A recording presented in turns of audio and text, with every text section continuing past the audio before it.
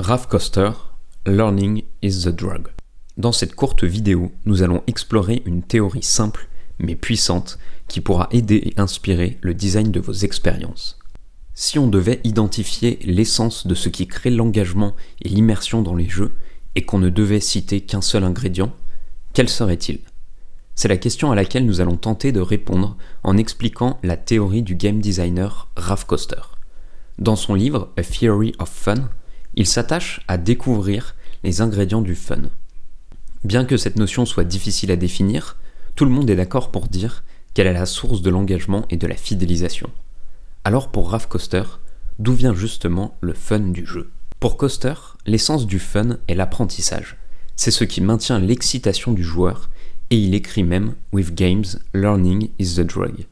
Il prend l'exemple de ses enfants âgés de 5 à 7 ans qui jouent au tic-tac-toe.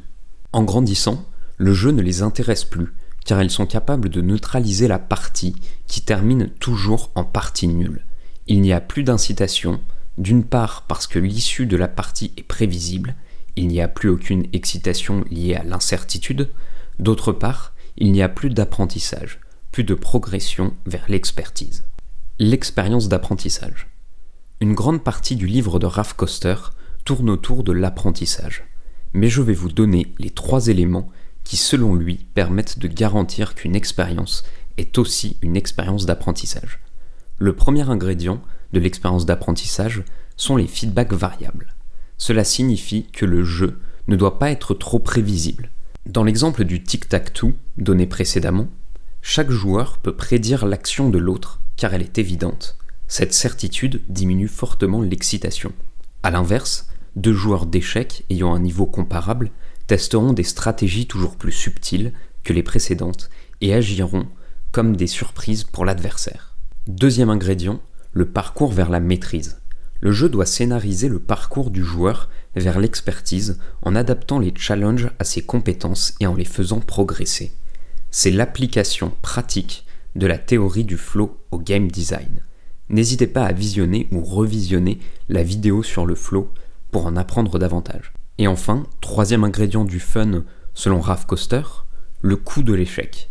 Même si la certitude de la réussite est un principe important, voire McGonagall notamment, cela ne veut pas dire que l'échec n'existe pas et qu'il n'a pas un coût. L'échec doit pousser le joueur à se remettre en cause et à prévoir ses actions différemment, élaborer des stratégies pour réussir le coup d'après. C'est ainsi qu'il progresse. Pour finir, Raph Koster propose l'idée selon laquelle ce n'est pas un hasard si la plupart des jeux populaires jusqu'à très récemment ont souvent été des jeux compétitifs. Échecs, jeux de Go, backgammon ou encore poker. En effet, c'est la manière la plus aisée de respecter les 3 points précédents lors du design d'une expérience. C'est aussi et sûrement pour cela que lorsqu'on pense au jeu et par extension à la gamification, on est naturellement attiré par les mécaniques de compétition. Moralité de cette vidéo, essayez de rechercher en quoi l'expérience de votre application peut aussi être une expérience d'apprentissage. Pour en apprendre davantage, rendez-vous sur l'académie gratuite sur elgamificator.com.